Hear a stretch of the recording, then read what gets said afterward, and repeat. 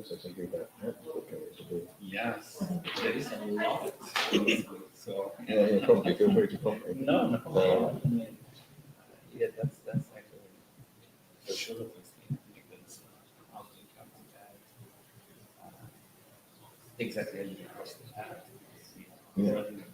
Because there's any specific.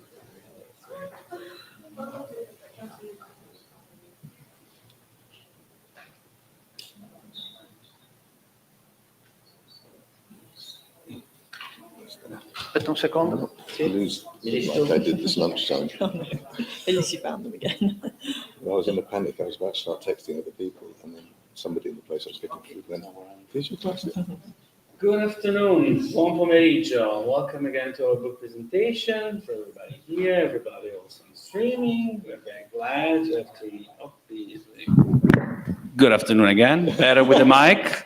Usually work easier. Welcome again to our book presentation session. Today we're going to have 3 different books that I think you will be very interested in because they're a different topic and definitely a topic that are not common. So therefore, something new, which is why we do this, basically. So first of all, I want to thank all our authors and you, of course, to be here. So we can start with the first book with Vito Adriaensens, who's joining us for Velvet Curtains and Gilded Frames. Just a second.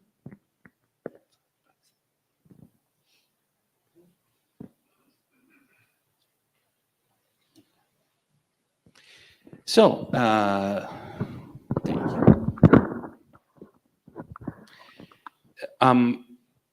your book is very interesting because it goes in different places we don't usually go, and therefore was much interesting for us. And there's definitely many things that can be forgotten or fall on a niche. And we will go maybe going through and then following your presentation. But the first thing, of course, is how do you decide to put it all together in one book? That would be my first question. Good question. Well, first of all, thank you all for coming. I appreciate it as we have screenings going on. Well, to me, after all these years, it seems like an almost natural, I feel almost a little bit ashamed to put this all together in front of a Pordenone crowd because it feels so obvious. You might not immediately guess it from the title, but the book is about early European cinema's connections to painting, academic painting, pictorial photography, and performance, in trying to come up with a sort of bigger picture history of European cinema in the 1910s, the first feature films. We've seen quite a few already here this week. And in trying to sort of come up with a model of what makes them tick, how these longer feature films traversed commerce and art, where they turned to for narrative structural models, for visual inspiration. And so that's really how the book came to be, is trying to find a way to put that together based off of, many people's work in the past having hinted at the influence of theater, the influence of pictorial photography, and feeling the need for myself to kind of put it together in this way. And ended up focusing on 2 big companies, Gaumont and Nordisk Film Company, the Danish film company, because both of them have fairly well-preserved archives, especially Nordisk at the Danish Film Institute, and quite a few films, including a lot of lost films, to pull from for visual material. So I come from an intermediate background as well, studying theater and film. And so for me, it was kind of a natural fit to look into these different directions and see, all these loose ends and bring them in together. Yeah, you were mentioning exactly, and this is what is very fascinating about it, is we always quote, the cinema, especially in the early stage, is not only cinema. There's definitely a big connection with theater, but there's definitely a few things that I found very interesting, like when you mentioned about academic painting and pictorial photos, how that was very relevant and very inspiring at the beginning of cinema. Yeah, I mean, in a way, it makes sense. Everyone working in film at this time came from the theater, for one. everyone was usually, going off of their correspondences or their writings in film magazines from 1908 onwards, quite cultured. And they were at this point where they were trying to sell film to different social classes to make it an art form. And so I think at that time, the sort of the unifying art forms of the day, played into these contemporary forms, academic painting, not modernist painting yet. None of the things that are described, I think, a little bit later, even though they're going on. Somewhat naturalist, but mostly sensationalist theater. And then, given that it's a visual medium, what's going around is photography having a head start, trying to present themselves as an art form. So they just sort of mirror what photography is doing. They're using the same styles to promote that they're not just recording reality, but they're intervening. Yeah. Yeah, that's another interesting point, of course, because again, we go on talking, especially when we talk at the beginning of cinema, when would it be the time, or how would it be when it's really considered art, or the struggle in being considered art, which is always debatable, and of course, changing in every country. So there is many differences, but it's really clear, most likely from the beginning, again, depends on which author and so and so, but how he was on the one side struggling, as well as photography, as you just said. But on the other hand, looking at it like now, more than 100 years after, there's definitely a bigger connection that will say, yeah, I mean, this definitely was a common sense that the cinema was coming through and was becoming something different, and not only just something passing through, a really form of art and expression in that sense. Yeah, I think you start to see a separation with these bigger companies, whereas a few people are falling off around 1905, those who make the push forward and who see the potential, I think have a vested interest in trying to sell these films as art as well. And there is really that push. I think one of the sources that I quote says that by 1911, this whole sort of push for cinema as an art form has become so general. Every comedy is now an art film, that it's sort of lost its meaning altogether, because people have figured out that, well, they're really just trying to sell us something. An A24 film, a Marvel film, a specific brand of film, and I think that worked quite well. So the techniques are, not just artistic, although some would say maybe kitsch and pedestrian, depending on the art of the time. But they were also commercially, I think, very interesting for them. So I really see it as sort of a functioning early studio model that was repeatable. I won't go as far as to say painting by numbers, because I love all these films and they're beautiful. But in order to crank them out at such a rate, of being a filmmaker now myself, you had to have certain models in place, and you had to go off of a formulaic way of making that happen. So the two couldn't have existed, I think, without one another, barring a few one-off films that we get here and there. Yeah, and as you were saying, I mean, and your vision is more on the European side of what was happening, although that can be for definitely extended. I mean, I know for sure that, for example, in Mexico in the 1910s, that was even if not necessarily called film art film, but therefore there was a public who was watching it, so there was definitely influence in that.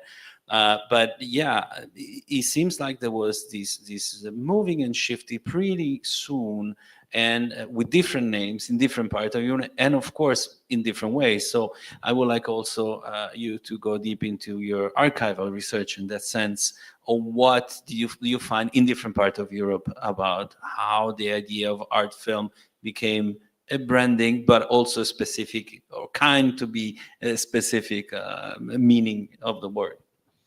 Yeah, so even, I kept the title of the book sort of deliberately vague in this way, because it is sort of a unifying, albeit small, theory that's proposed based off of other work.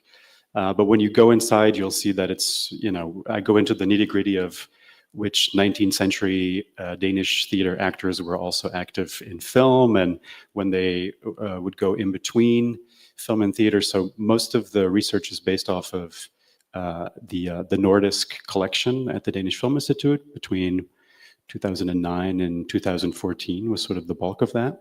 Unfortunately, pre-digitization. And a lot of it also for contemporary writings, because from 1907, 1908 onwards, we have, especially Gaumont, but also Pathé, using Ciné Journal as their sort of, their, not just their advertising, but I think also their sort of manifesto battleground for what they consider film to be. So it's a lot of that. There's a few case studies like Betty Nansen, who's a great Danish theater actor who was friendly with Ibsen and a few other big figures in the early 20th century, had their own production unit as early as 1913, went to Fox, made films there, and this is all by 1915, so very early on. So they sort of set this model, and I go a little bit deeper into their personal archives, how they were received in the United States at that time, the look onto Europe from really between 1908 and 1915, so right around the cusp of the war with 1914, and going into these archival sources and polemics to see, what's actually brewing, who actually are these people who are working in theater and film at the same time. Do they go on to do that later? Is this just a passing fad? The same with a lot of the films that are quoted in the chapter on academic painting and pictorial photography come from the archives. Sometimes the films themselves don't exist, but we have the programs, which have the plots, but more importantly have the sort of tableau pictures of the key moments. And you can tell a lot from those as well to see kind of the unified approach. We're recycling sets, we're recycling costumes, we're recycling actors, and we're recycling plots. And so that was, I think, very telling as well to kind of see, okay, how can we make this work in very individual cases, like the last chapter, which is on Victor Sjöström, to show that this is sort of an enduring style. I would even say, like, this is where European long take cinema has its roots, as we consider it today. And how can we tell that in very specific cases, analyzed scene by scene, frame by frame, and then how can we look at 50 films at the same time, promotional stills, to see basically the same setups if we're speaking from a production point of view. Before I keep on with our question, I don't know if there is any comment or question from the audience. If not, I can keep on, no problem. You mentioned in several parts of the book, I will go a little bit more at the beginning. I'm sorry, I'm jumping a little bit around. Yeah. But of course, one of the key figure in that sense there is Ricciotto Canudo. And the fact that already early on he has a more clear idea and trying to theorize this is happening and this we should definitely be looking at cinema in a different way, because it's a completely different way of expressing, and we should be looking in a different way. So how much do you think that was influencing also the filmmaking, or in general just being, how to say, just as we sometimes think, oh, this is production, and then there is film critics, and there is theater critics that sometimes write about cinema, but maybe there was more a blended idea, even if in this brewing moment in which things are changing very fast. Yeah, I think so. I mean, you mentioned it earlier as well, but we are in a period where some of the people writing on film as an art form are also going to be making films. Abel Gance notoriously also had some manifesto-like writing in journals like Cinea when he was still just writing screenplays for Gaumont, and then went on, of course, to sort of put his money where his mouth is in making the vision that he had. But I think that line's very close. A lot of people in the US and Europe who were writing were also going to be making films. And even though the question of his film and art form, it's posed in probably as early as the 1890s, it's posed in 1908 by Ricciotto Canudo, it's posed again in the 20s, it's posed again in the 30s, it's posed again in the 40s. Martin Scorsese was recently talking about how certain types of films aren't art and other types are. I think it goes at the same speed of, is cinema dying? Is that kind of same question? Is cinema is definitely dying, and is it an art form? So we keep on asking ourselves when they will get the cross. So and I mean, I think that's one part of it. I think what the question is really asking is, when will cinema become cinematic? Meaning, when will it stop borrowing from other art forms to become medium specific? Right? When will we utilize the camera to its fullest, to only rely on lighting techniques and lens techniques? And we certainly see a lot of that in the 1920s with various avant-gardes, but it's also partially because there's, in Europe at least, there's not really a big studio system anymore like there was before. So it's different models. But I mean, in my head at least, film starts being an art form when, in 1908, 1910, when we're making this push, when people say it's an art form simply by virtue of that. But you also start seeing those medium-specific techniques start to be employed. So yes, pictorial photography also uses a lens and a camera, and you also have staging in theater. But I think it's really put together in Europe around this time with 1913 being a peak year before the war, because there's so many masterpieces that come out in that year. I think that we continue to see those, but just in smaller numbers, I think. Yeah, it's also true, I think, that that goes on and actually connects to the other two following books. On one side, if you're thinking of color techniques, for example, there is so much that was borrowed from photography at the beginning of cinema, but in general, the technical side is what definitely will push the movies on one side.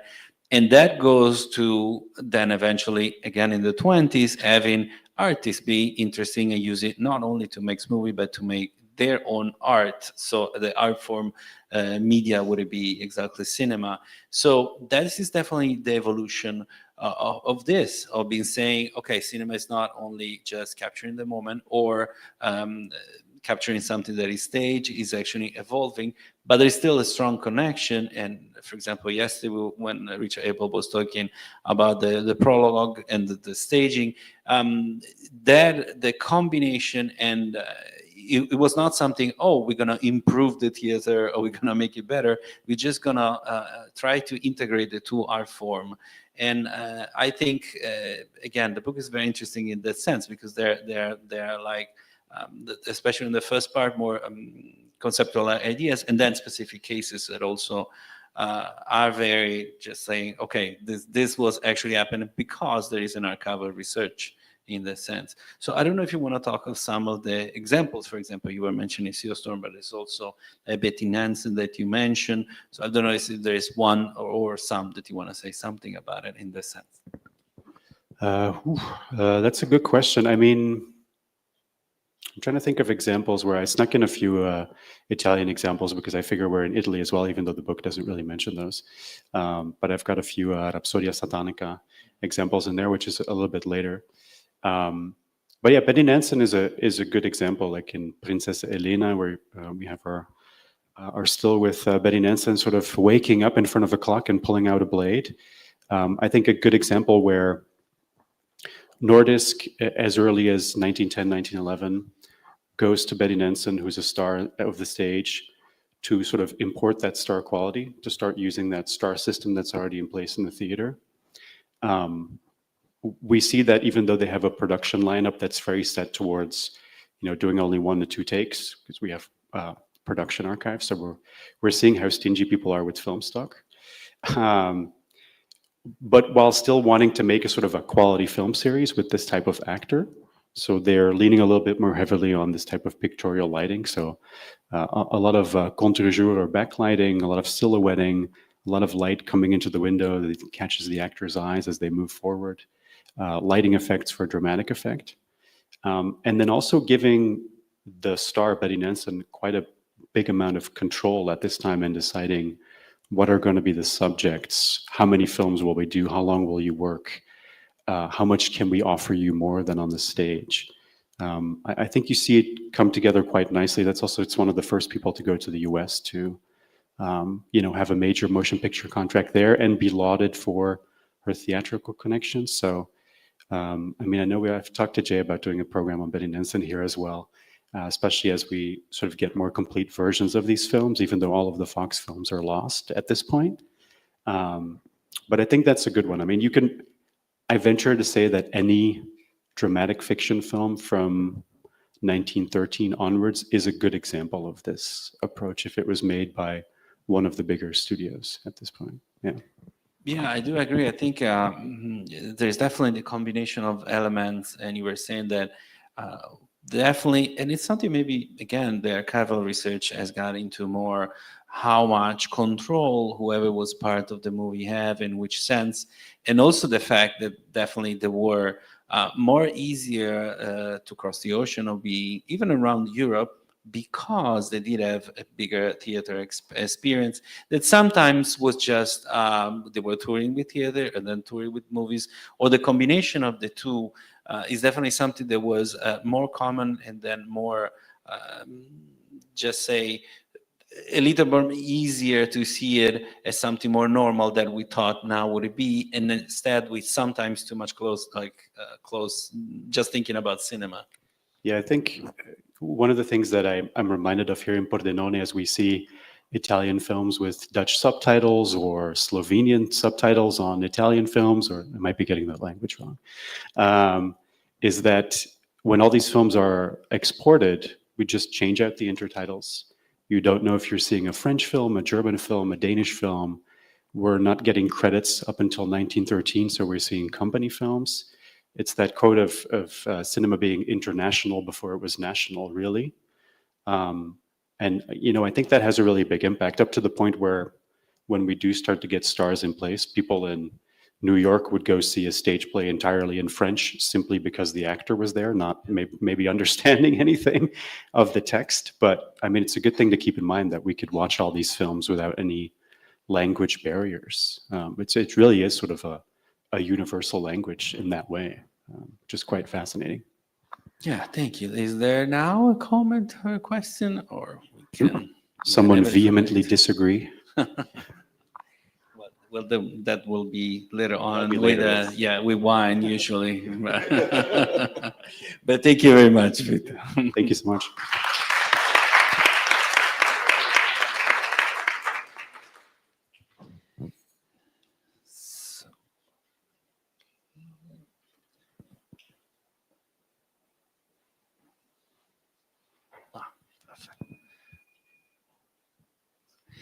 So, Peter, here we are. We will be talking about Birt Acres and a lot of things that for sure I don't know, and maybe some others don't.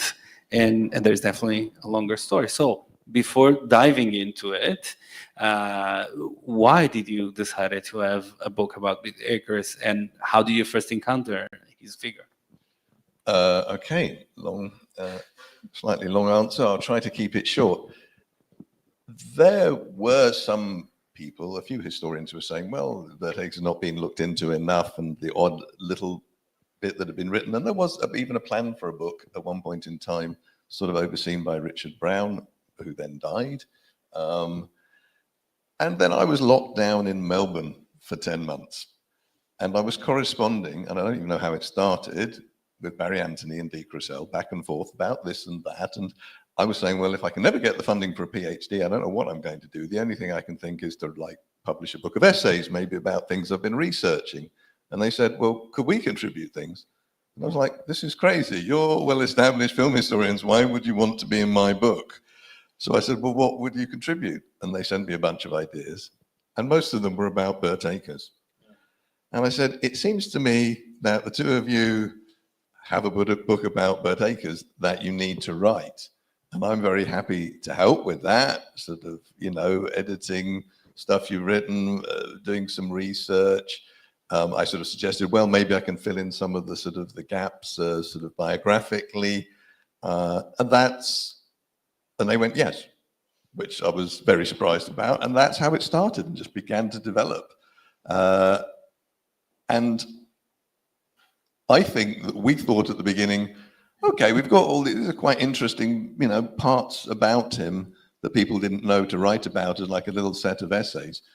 But then I sort of said, well, why don't we have a book where it's a sort of a composite? So I'll try and do the biographical bit that isn't in the things that you're covering, and we'll sort of do our own things our way, but we pool everything we know. So like everything we all find out, we just chuck it in a big pot in the middle that we can all draw from, and we do it like that. And I suppose the other thing that I felt very strongly, and I think they did too to an extent, is that I didn't want it to be bogged down in historiography of, well, this was said in the past and that was said in the past, but we're saying something different or whatever, that we should tackle that as a thing, which actually Deac does marvelously in the final chapter, which is called How Birt Acres Got Lost, which covers incredibly clearly just the whole process of how he got written out, really, of film history. And for the rest of it, it is almost entirely just new research. So we just started from scratch, bottom up, looking at absolutely everything we could and trying to turn over every stone. And I mean, Deac and Barry are both in their different ways, incredibly thorough, scrupulous researchers. Deac can sometimes get deep into interconnections and technological things. Barry has, I refer to him as the Winkler because he has an extraordinary ability to just dig away about characters. And sometimes he would send us emails saying, oh, I've just been looking at this person. Do you know anything more about this? And we go, no, I don't really know who this person is. And then 6 months later, it turned out, oh, actually, they had a significant connection. And he was dead right. Once he looked long enough and hard enough, everything began to connect together. So I would say in terms of the writing of the book, what we ended up with was in fact something that none of us could have written. Absolutely no way. And there were key moments at which it was Deac, in his preface, actually said that we sent over 1,000 emails to each other, aside from talking directly. And that's how it was. That makes a lot of sense because it is very dense and it's a long story. And just to put it in context, which a lot of the people in the audience already know, but we are talking at the real beginning, even before of cinema, when there is this big race happening everywhere, and in England there is even more than one racing about it. So I must say, especially in some parts, it's got very heated and very, I'd say, this definitely. The strong words were just thrown because of the patent, because everybody was trying to be the first and trying to be the first to be doing things in one way. And so somebody say, oh, if you do it that way, that's definitely not going to happen. So maybe I will just go a little bit around, but of course, the first wall, and maybe the obvious, is the relation between him and W. Paul. So just to say, that's just one very heated relationship that starts very well and then goes in different ways. So I don't know if you want to talk a little bit about it. Can I just find an image? Yeah, sure. I can't see the images at the moment. Can we find the image just that was him? Yeah. Well, there he is. Yeah. There. This is a close-up of a very famous image of Birt Acres. This is when he's filming the 1895 Derby with the camera that was constructed during the time he was working with Robert Paul. But can we go back? Can we carry on a bit further? I don't know what order these are in. There we go. Perfect. That is probably the first piece of 35mm film that was ever successfully run through a camera in Britain. And according to me, in the book, it was shot at 8 a.m. on the 26th of March, 1895, on the pavement opposite 19 Park Road, Barnet. I'm willing to stand by that. And the strange thing about it is, I was just looking up before I came here, and I don't know the reason why, but people say that the very, very first version of The Workers Leaving the Factory that Lumiere shot, which is in fact appears to be completely lost, that version, was probably shot on the 19th of March. That's pretty weird thought, just 6 days apart, completely independently, knowing nothing about each other. This is what was going on. But both of them, or both projects, were inspired by the kinetoscope, the peep show machine having arrived and going, well, we could put this on the well, in the case of Lumiere's, put it on the screen. In their case, they were trying to put things in kinetoscopes to build other kinetoscopes, which would be cheaper than the Edison ones. But it was still the motivator. It's the thing that brought Acres and Paul together. To go into the detail, I would frankly say read the book. It was probably not a wonderful match-up from the start. I suppose things that maybe would seem new would be saying that essentially Acres was making the films and Paul was selling them, which seems to be a fair description of the case. And they were both up to stuff behind each other's backs, which has maybe not been said absolutely clearly. Paul went to Edison behind Akers' back, as far as we can tell, unsuccessfully. And Akers went to the Stolberg company, chocolate manufacturers who were very interested in moving pictures of all different kinds, actually quite successfully behind Robert Paul's back. None of this helped to a congenial working relationship. But a very interesting thing that arose, and this is the strength sometimes of being a bit of a pedant, Dirk went through all the annotations that Birt Akers wrote in a copy of Moving Pictures by Frederick Tolbert, published in 1912. And he'd scribble all these things in the margins. This is a sort of known thing. My favorite one being where he simply writes piffle up the side of one particular paragraph. But one of them mentions, I think it might be in here, can we scroll through? Keep going, yeah, no.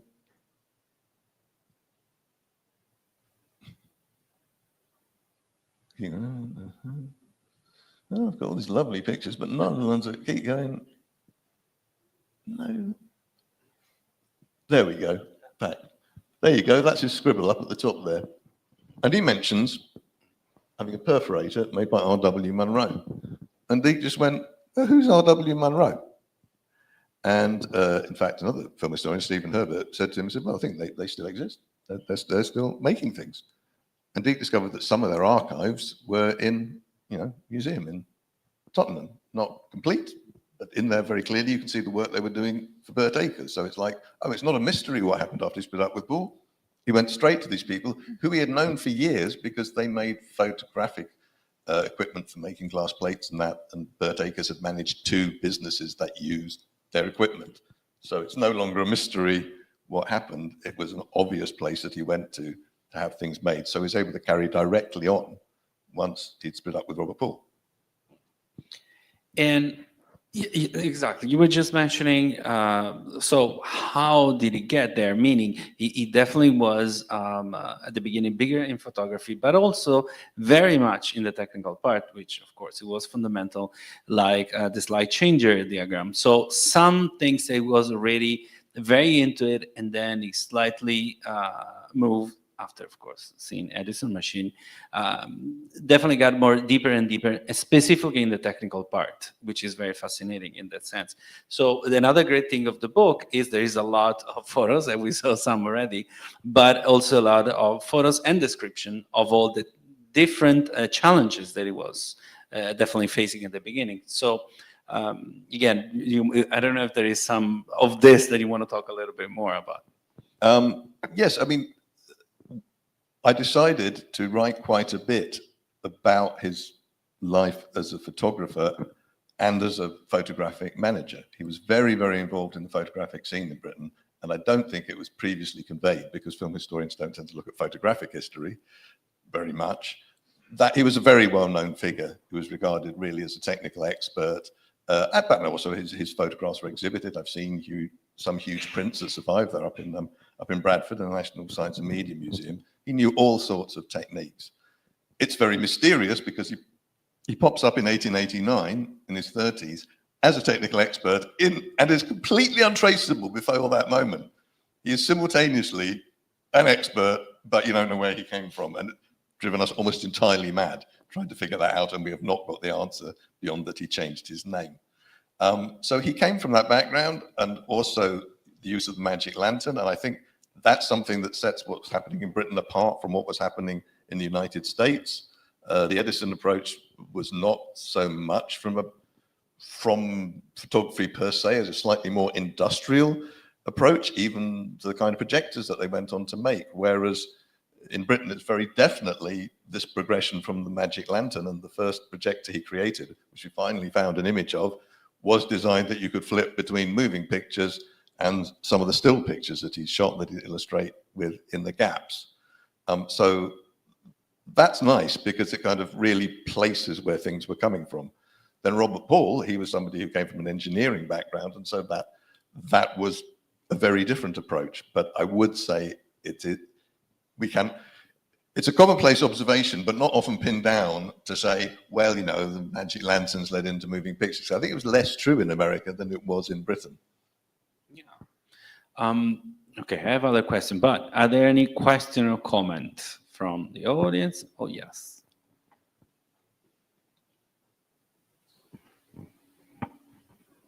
Where was the question? I'm very interested. You just mentioned the optical lantern or the magic lantern. UK was in the UK, the magic or optical lantern played a great role, but I've never seen a reference to Acres and the magic lantern. Has nothing been found, or was he completely absent from this this section of media? There's absolutely loads of Acres and the Magic Lantern. I mean, in the book, there are a few references to this. When he exhibited his photographs, like at the Royal Photographic Society, their annual thing, sometimes that was in the form of lantern slides. There's a whole great stock of 50 of his lantern slides are in Bradford, in the National Science and Media Museum, some of which are photographs, but we don't have the original photographs. Some of them I've seen the original photographs. So he clearly had his own stock of things to display his pictures that way. So for him, it was very much an adjunct of photography rather than entertainment. The weird thing about Birt Acres, for somebody who was one of the first entrants in moving pictures, is he wasn't big on entertainment. And as we talk about in the book, this was his downfall. And people who worked with him, who went on to sometimes have very successful careers, like Albany Ward, who some people will know, who created and sold 2 chains of cinemas. Later, had to say he had a bit of a problem with this. Yeah. Are there more question or comment?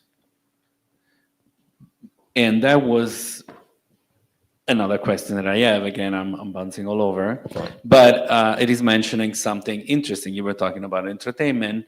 And I think, and I got the feeling, but correct me if I'm wrong, that since there is a lot of technical question that he was very much into it, he was more into the challenge of doing something. And for example, one of the many examples, when he was asked to be a filmman, the Prince of Wales, and was definitely, at the beginning, he said, no, this is absolutely impossible. But I don't know if you want to tell more. Well, he had a really interesting big break, which was he was showing films at the Cardiff exhibition. I think we flashed past a picture there, which got quite a lot of attention. And Prince of Wales and other dignitaries were visiting, and so the organizer said, "Oh, could you film it? Could you film it?" And he said, "Well, you can't, because where they're coming in, you'd have to like knock a hole in the wall to be able to film them from there." And they said, "All right." So they knocked a hole in the wall. He basically covertly filmed all of this happening, and very controversially, filming royalty scratching their head, which caused a lot of trouble. And then later wrote and said, I made this film. Is it all right if I show it? Was summoned to, I forget which palace, but he was summoned to go there. He was actually on holiday at the time. He said, "Well, could I not come tomorrow? Could I come tomorrow, not today?" And went and showed it. And they said, "Oh, sure. Well, actually, we're having like a big dinner before the wedding of Princess Maud. Why don't you come and show everybody your films?" So he ends up showing 20 films to the sort of gathered royalty from around Europe. And then they go, "Oh, if you want to take some film of the wedding tomorrow, you can do that." So he ends up giving the first royal film show and being the first to film royalty in Britain. But he had already filmed Kaiser Wilhelm II. And one of the things we talk about quite a bit in the book is his work in Germany, which was almost entirely overlooked until about the 1980s, when an amateur historian began to look. And then Hauke Lange-Fuchs and then Martin Leuperdinger took it further. Again, on the technical part, it's amazing because, as I said, there is a lot of photo diagram, but this apparatus that he invented to have home cinema and it's very, very, very elaborate. Might be even a little bit danger, but he's thinking about using the gas supply that was coming into the house as a form for that. But the entire system is very brilliant, I think, already ahead of time, quality-wise and technique-wise. Yes, and this was very much of a piece with his way of looking at things. He looked at it from, well, the sort of scientific and educational viewpoint and all of this, and he felt it should be part of photography, and photography should be for everybody. So actually, at quite an early stage, he talked about the notion of creating something that could kind of be in every home. If you shuffle back a few, I think you may even see the Birt. And he came up with this system.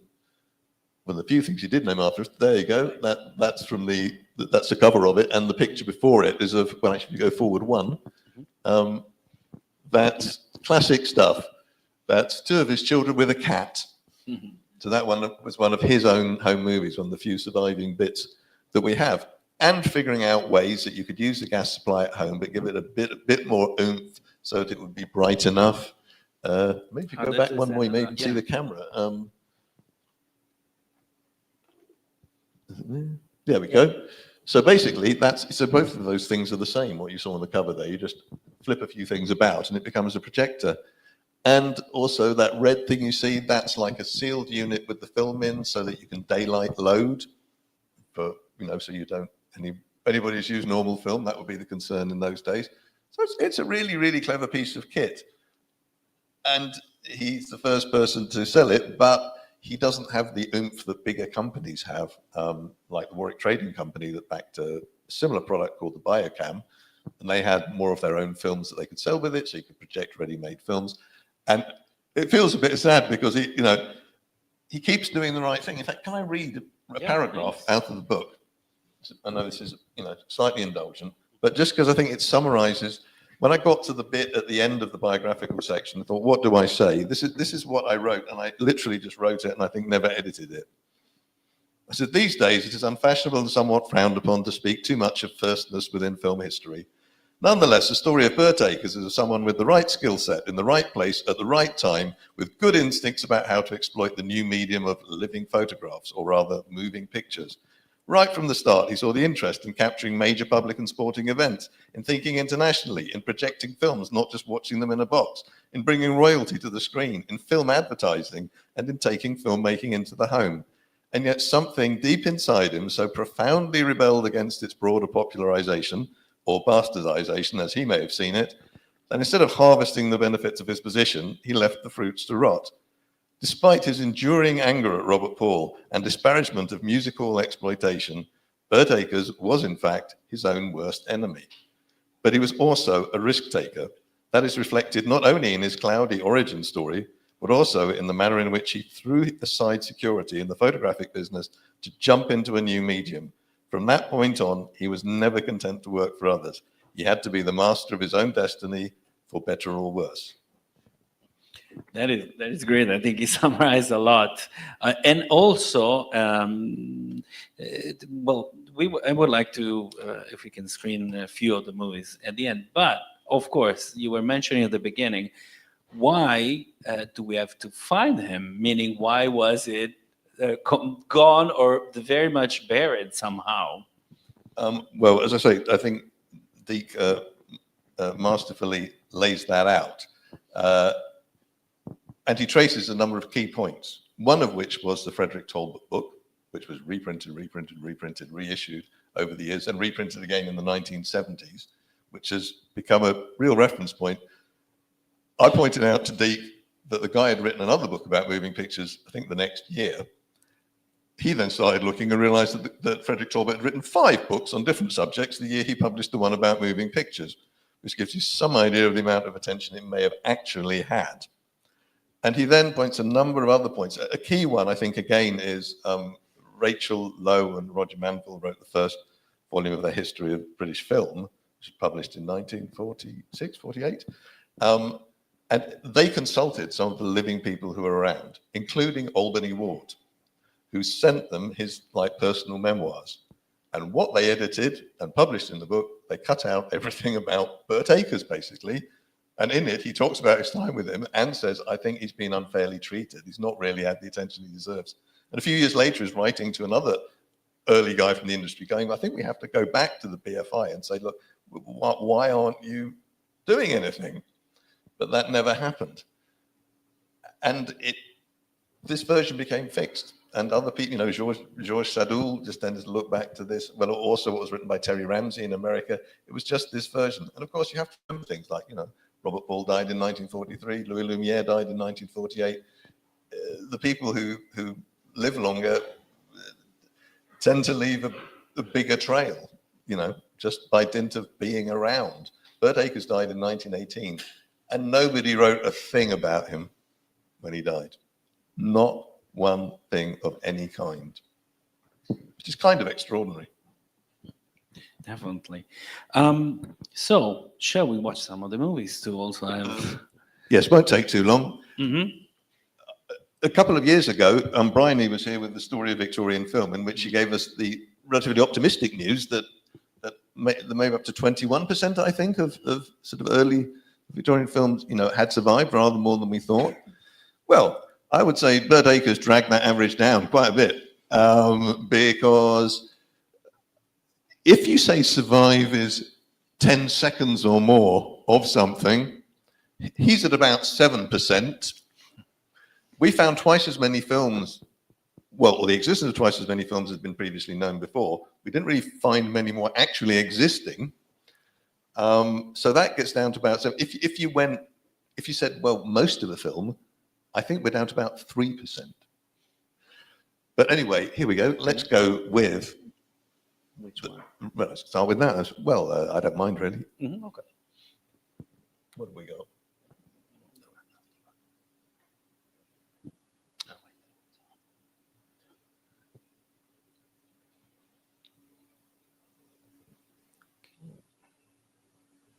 So,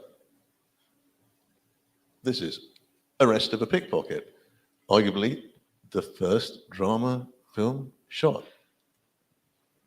Terrible quality. I'm really apologize. This is the best that I had access to.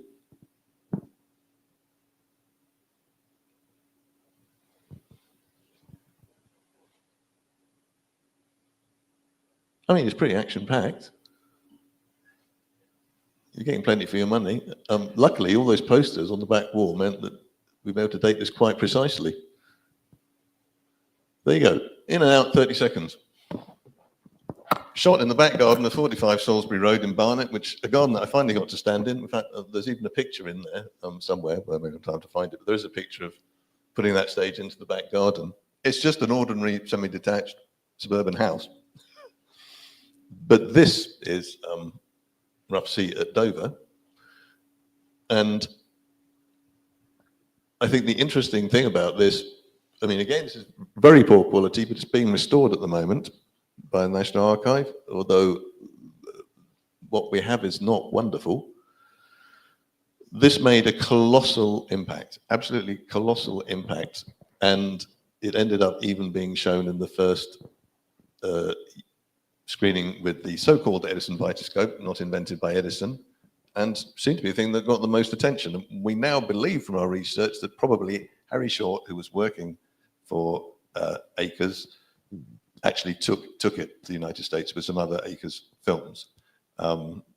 Barry has done a wonderful job of looking into who Harry Short was and what he did, and we understand how they got connected, and he was already a photographer that knew what he was doing, and also digging into a lot of other people that work with Acres, some known, some unknown. And the final one is the 1895 Derby.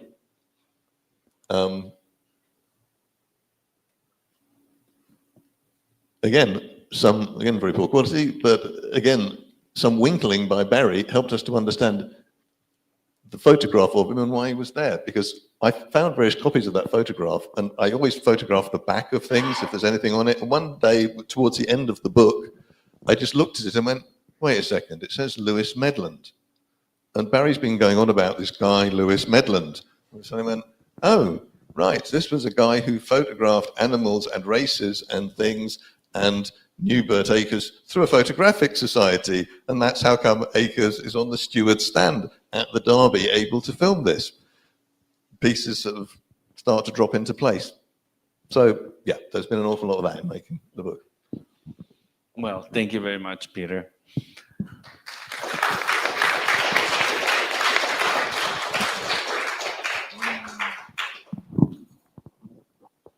So now we'll go to our final book for today, which is definitely something different.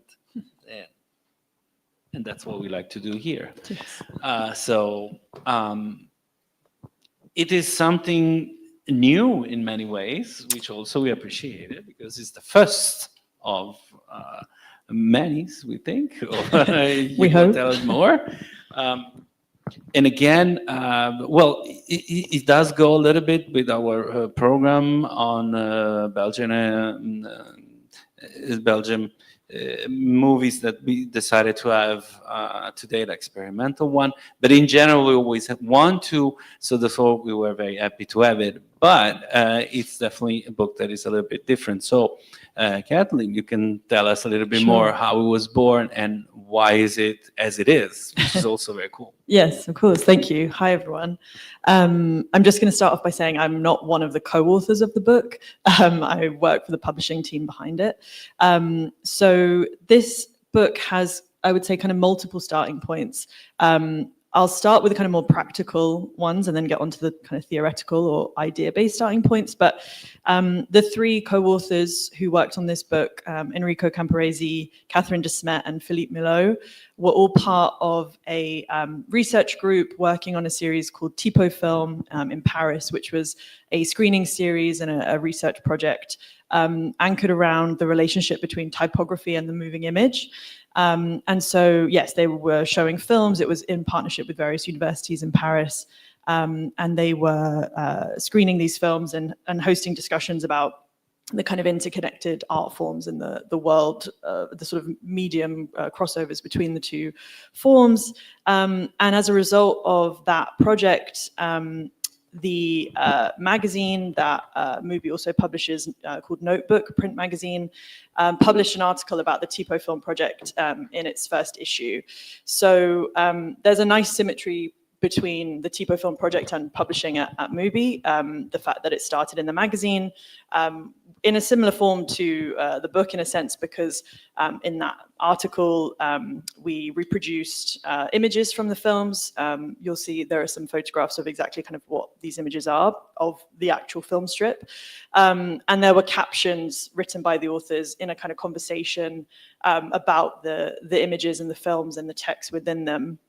And so in the kind of theoretical idea, or sort of the idea starting point for Typo Film in general, but also this book is what is the kind of hierarchical relationship between text and image, and how can that be subverted or changed? And it's really interesting to present this book here at the Silent Film Festival because of the ways that text on screen is particularly valuable and interesting in silent cinema because of intertitles and title cards, and the way that you read the film is such a crucial part of your viewing experience. And that's something that, can still happen today in the sense of subtitles or, more kind of stylistic flourishes in other films, perhaps in contemporary films that take a different route. But it's not something that we do so much unless we are reading on a screen in different ways, whether that's reading our text messages or reading an article on our phones or on our laptop. So those kind of points all converge, I think, in what the authors are doing in this book, which is to examine 24 films, all taken from the collection at the Centre Pompidou in Paris, and to have a conversation about each film. The kind of disciplines of the three authors are really blended together in these conversations. We have sort of the film expert in Enrico, we have a graphic design historian in Catherine, and Philippe is also a graphic design historian, but a designer as well, and he actually designed the book as well as co-wrote it. And so even in that relationship, having the designer be the author, having the kind of the connection between those authors and their knowledge base being so rich and diverse, yes, really kind of converges in such an interesting way. What more to say in that sense? I mean, all the images, as I said, were taken directly from the film reels that are held in the Pompidou archives. In a way, there's something really lovely about the idiosyncrasies of those particular prints and the uniqueness of those prints, which are now kind of immortalized in the book.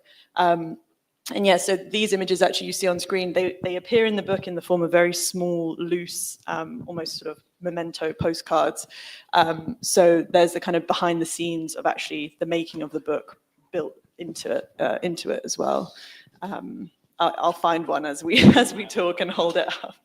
So it's they're very small and cute. But so there's many layers, I think, to this project, and I guess a kind of crucial thing and something we're very interested in our publishing is what does it mean to translate cinema to the printed page, and how can books be a vehicle for understanding the moving image further. And so there's a lot built into this book. I can see you're on the page. We printed some of the images on acetate. And actually, there's a really beautiful effect. It's one of my favorite parts of the book. I'm not sure if it will do it in this light, but you see the shadows play on the white page underneath, which is just incredibly cinematic and beautiful. And I think it's really, really wonderful. And these are all printed to scale as well. So there's that element of the kind of materiality and the texturality of the film celluloid. There's also the kind of inherent idea in the book that it is a screen. So it's a very wide format. And we have this white screen on the front, which has a sort of pearlescence to the paper when you look at it in certain lights. And everything in the book is kind of anchored around this screen rectangle. So the text is sometimes formatted in that way. And then the later conversations are, actually, if you showed that, sorry, if you go back to that first page you were just on, the films all kind of have a central title page, which uses that shape. But then once they get into the conversation, the text of the authors is actually really mirroring the film strips in a way as well. So there's a duality to this ongoing conversation and relationship between the text and the image throughout the book. I think we do have some photos from within the book if it's easier to show, but thank you for being the assistant here. Yeah, so the thing that definitely, as you were saying, is the structure and the look of it, but of course also the concept of it. So the first things was this the discussion. You said it was a discussion between the three authors. We're just starting just analyzing movies that they found in the collection of the Saint Pompidou, but because there was some specific thread that even if it was not shown, then got into the book, or was just a single passion for some of the book that then eventually say, oh, there's definitely a few things in common in here and there. Yeah, I think a lot of the connections and relationships between the films were sometimes surprising and sometimes unexpected. But I think in general, the idea was that each of these 24 films was in some ways made on the kind of on the margins of the film industry, whether because they are experimental films, not all of them are, I guess would be classified as experimental films, but all have been made in ways which are sort of to the side of industry norms at the time, or how people were making films. So I think that there's a sort of core connection in that sense between all of them, and I'm sure there were sort of conversations, and the fact of having this TPO film project sort of precede this, I think, was really crucial, because a lot of the connections had emerged before or had been discussed before, and that kind of enabled them, I think, to sort of crystallize exactly what argument they wanted to put forward in the book and which films best reflected that and represented it. Yeah, I think, as you were saying, it's pretty clear the line that we're going, not only visually, but also in the text, also from the forward, but thereon in the analyzing all the books. That's the interesting things is that aside, it's always difficult to describe a movie that is mainly visual. So even just by starting from that, it can be complicated. But what I appreciate, of course, in the book is exactly that. It's like more than describing on what is happening, like, for example, for the Duchamp one, it's more why visually we're seeing this and what was the connection to Duchamp art that got to the point in which he eventually got to there. And that is also for others of the movies, I will say. Absolutely, yeah. I think it comes back to that point about the interconnected disciplines and shared knowledge, but also diverse knowledge that the three authors have, and their ability to talk not only to the film and the cinematic properties of the film, but also, you know, they go into such incredible depth into the you know, the typeface used, or the history of that typeface, the kind of the foundry that it came from, and where that you know, where those ideas came from in the history of that you know, specific facet of design. They also kind of spin off in other directions that I think create really fascinating connections with other art forms. And a lot of these are, you know, there's in some ways speculative. You know, they're sort of almost imagining these connections, but in quite a rich and detailed way. I really like there's a chapter on Joyce Whelan's Sailboat, where I think Philippe and Catherine both speak about the relationship to the art of Ed Ruscha and his books and the kind of title design of his books, and sort of almost imagining this this connection between Whelan's title of Sailboats and Ruscha's 26 gasoline stations, for example. So those spinning out, of other kind of connections and ideas, gives such depth to the argument about the film as well. Before some more questions, I don't know if there is any question or comment from the audience, maybe, or not, because you haven't seen it yet. So go see it in our Filmfair. That's also something important to remember. You were talking about kind of right in also because of one of the authors, of course, interesting. So the idea of reproducing some, first of all, the acetate part, but also in the movie, how it's visual, as we were saying before, because it needed to be visual. But the fact that the reproduction of all the photos that are there were specifically made for this book, are particularly extraordinary. And whoever's wrote a book knows how difficult it is sometimes to get the right photo and the right quality. So specifically here, I think it is important and tells you about the quality of the book because the movies are so visual. So also that I think is remarkable for sure. Yeah, no, it was hugely important to have the visual representation of these films be very carefully prepared and very kind of consciously worked on.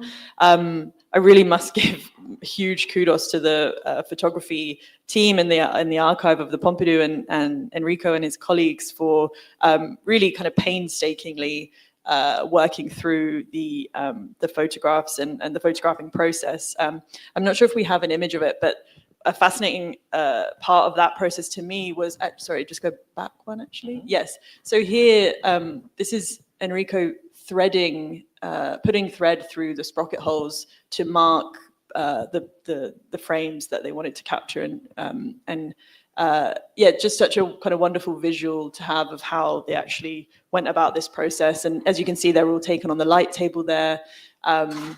Really an immense undertaking to capture all of the images. I forget how many we have in the book, but it's well into the hundreds, and that's not even every image that they took. So they have a lot in their archives now for use. And it was we were very kind of conscious and in the need to have the colors carefully checked. We worked very closely with the printer to make sure that everything was appearing correctly on the page as it should. And yeah, really a lot of kind of careful consideration of all of those elements. So, as we were saying, this is the first of many to come. Definitely is the question of how to decide not only to start with this book, but in general to expand to publishing books. That we know it's difficult times, and therefore it's beautiful to see such a beautiful book. But how come there was this idea of starting this process and this project specifically? Yeah, so as I mentioned earlier, Mubi's published print magazine since 2021, which was born out of the online version of Notebook. And so publishing in both digital and print formats has long been important to the company, I think. And I think book publishing, there was a natural progression from the magazine. I think also recognizing that there is a kind of gap in the market and especially in this sense of publishing for both a kind of academic audience, but also a more sort of a mainstream or typical cinema goer, to try and sort of find a middle ground between those two sides of the spectrum, I guess, and yeah, really sort of fill that void. So in terms of starting with this book, again, having the connection from the magazine helped. But as I was saying, I think the way that this book has kind of enabled us to start with the aims and the philosophy of, as I said, how do you translate cinema to the printed page? This is such a kind of prime example of how we wish to do that and the interesting ways that can be done, that I mean, I hope it sort of, yeah, sets a precedent for our publishing to come, because of the nature of this project, what we were able to reflect in the book, how we were able to kind of bring cinema into this object. Yeah, I think is quite hopefully a bold starting point for the future project. And so definitely next question need to be, what would it be the next project or the next project if there are more than one? Yes, so we actually just announced our second book, which is about the making of Kelly Reichardt's new film, The Mastermind. And that's part of a strand within our publishing that looks at Mubi's own productions and releases. But that's only one of 4 strands that we're publishing across. Read frame type film sits in our projections strand, which is dedicated to sort of film history and culture in quite a broad sense. We're also looking at 2 other strands, Internegatives, which focuses on republications of out-of-print works or work that's never been translated into English before. And the 4th series is Auteurs, where we plan to work with filmmakers to make artist books and books really in their own vision and their own artistic kind of ideas, again, thinking about how they might want to translate their filmmaking practice into a book. So yeah, The Mastermind is the sort of next release, and yeah, we're working on many things in the background to begin all the strands and yeah, see how we can move forward. It's very interesting what you just mentioned about things that were not translated into English, because definitely, as we know, there is in both ways the fact that we are able to access something in which there is a language barrier on one sense, and on the other hand, giving publication that are in one language to have a broader audience. So, but you were thinking that, well, maybe it's a little bit early to know, but the form also of these books will go in these ways, being, as you were mentioning, visual appealing for a broader market or a broader idea of readers. Yeah, I mean, I think every book will kind of demand its own style and form, and we're very much understanding that kind of content drives form as much as the other way around. And so, yes, for example, the Mastermind book is very much about the process and craft of filmmaking, and actually it's in the form of four individual booklets that are kind of housed together in a slipcase to really reflect quite a sort of scrapbook quality and sort of research-based quality, because we're keen to see how people can use a book like that to understand the craft of filmmaking, in a way that's different to just reading a text about how you make a film. So every book will be very different. That's not to say we won't just publish something in a kind of standard paperback format, but I think we're very open and keen to align what we're doing in the kind of design sense and the format sense with the content. Yeah. It's definitely very interesting. Thank you very much, Quinlan. Thank you. I don't know if there's last comments or no, but anyway, thank you very much for being here. See you tomorrow again for more book presentation, and thank you to all the authors and of course of you to be here. Thank you.